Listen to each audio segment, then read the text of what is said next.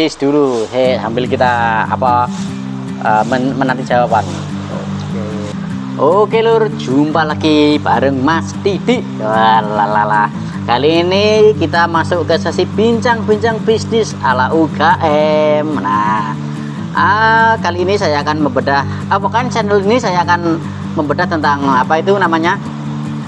tips bisnis, resep masakan dan lain-lain. Pokoknya seputar kuliner, bisa juga nanti ke vlogger. Mungkin dari Mas tukang syuting ada yang ditanyakan, Mas. Ini Mas Didi. Iya.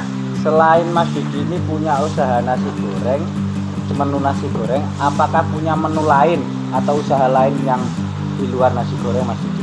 Ada, Mas. Ada. Apa itu, Mas Didi? Itu bebek dan ayam, Mas. Nah, seperti itu. Kenapa kok ayam dan bebek, Mas? Iya, bebek dan ayam. Kenapa ayam dan bebek, Mas? Itu saya sudah ada alasan tersendiri. Yang pertama adalah kenapa itu bebek. Rata-rata orang awam, bukan orang jualan lo ya, itu masak bebek itu belum tentu bisa.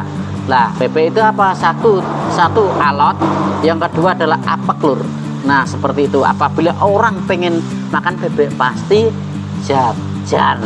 Nah, pasti beli, dan orang itu customer akan membeli itu dengan sudah tidak kaget dengan harga, karena bebek itu spesifik marketnya. Nah, seperti itu. Lagian pula untuk tes dagingnya itu beda sama ayam itu, seperti itu lur. Nah, seperti itu, Mas. Jadi untuk segmen bebek itu, karena tidak semua orang itu bisa memasak bebek, dan itu resiko kalau masak sendiri ya agak abak. Nah, sampean tahu nih wong rumahan masak bebek pasti jarang tahu, walaupun ada tapi jarang, rata-rata beli. Kalau masak ayam banyak di pasar-pasar juga mudah didapat, dan masaknya juga gampang, seperti itu. Adapun alasan lagi kenapa saya juga memilih ayam, khususnya ayam potong dan ayam kampung itu, untuk segmennya bisa kita lebarkan ke nasi box atau solusi kerepotan masyarakat lur. Misalkan pengajian, misalkan seminar atau orang hajatan, dan lain-lain. Nah, seperti itu. Jadi untuk nasi goreng itu kita segmennya adalah dine in atau take away, atau mungkin acara-acara lembur. Kalau untuk nasi box itu acara-acara kerepotan. Nah, seperti itu. Untuk bebek itu segmennya adalah orang-orang yang mungkin tidak sempat atau tidak bisa memasak bebek, jadi pengennya jajan. Nah, seperti itu. Soalnya betul-betul emang susah-susah gampang kalau masak bebek. Nah, alasannya juga seperti itu. Jadi pasarnya itu sudah teruji dari zaman nenek moyang atau zaman ini itu bebek karo ayam bisa enak dibandingkan menu-menu kekinian, itu sudah teruji. Nah, seperti untuk segmennya sudah jelas, pasarnya ada. Nah, seperti tadi, untuk kemungkinan resiko gagal itu ada, tapi kan kita kan meminimalisir dibandingkan menu-menu yang baru, atau kita bermain resto-resto dengan konsep yang baru, seperti itu. Itu, Mas. Mungkin ada lagi, Mas. Oh, gitu ya, Mas ya. Yeah. Itu terus jenengan itu fokusnya juga buka kedai atau rumah makan, atau emang fokus di nasi box itu, Mas? Nah, cheese dulu. Sambil kita menanti jawaban. Oke. Untuk outlet saya yang Taman Sari itu ada bebek dan ayam, dan saya nyerangnya untuk aplikasi online. Karena apa? Rata-rata warung, kecuali warung dari Lamongan ya, itu rumah makan itu biasanya sampai jam 9 sudah tutup. Lah, jam 9 ke atas itu mau cari ayam dan bebek agak susah. Lah, saya ambil segmen seperti itu. Jadi ada dasarnya juga saya bermain seperti itu. Jadi tidak asal-asalan. Nah, seperti itu. Jadi lah, untuk yang pengen makan bebek dan ayam bisa lewat aplikasi, nggak harus datang ke outlet, karena rumah makan pada tutup kalau jam 9. Nah, seperti itu. Jadi saya titipkan di online.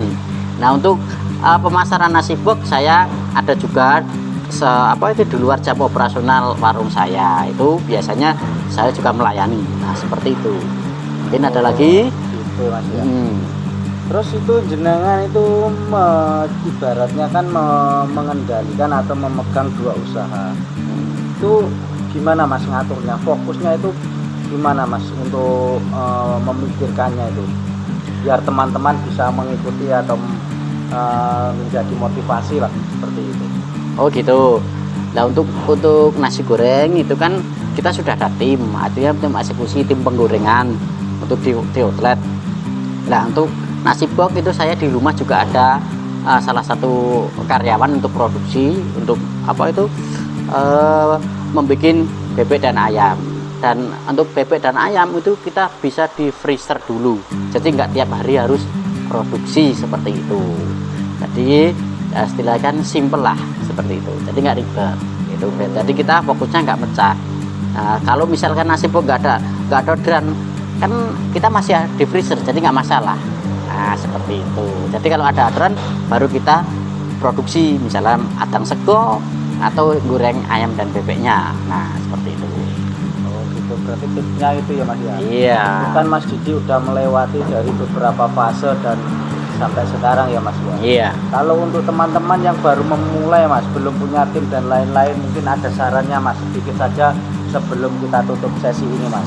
Kalau saran saya sih dijalani dulu sendiri aja. Nah, soalnya kan kita kalau langsung bayar sistem, bayar orang, kalau kita nggak ada subsidi penghasilan lain itu juga akan repot.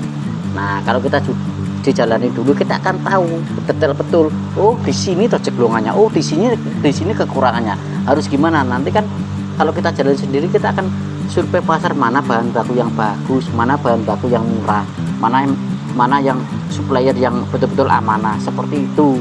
Nah setelah kita punya target, istilah aku pengen hari ini 30 porsi, 3 bulan yang akan datang saya naikkan 50 sampai 70 porsi. Nah berarti target tersebut harus siap-siap apa itu mengendal karyawan. Nah bisa dulu dari teman-teman terdekat atau kalau punya istrinya diajak dulu untuk buka usaha, nggak masalah seperti itu.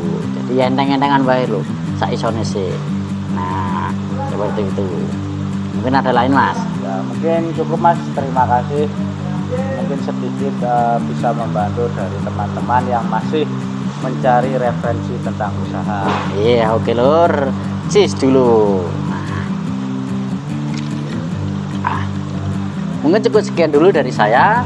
Buah kurma dimakan bekecot. Sampai berjumpa dengan Didi Boykot.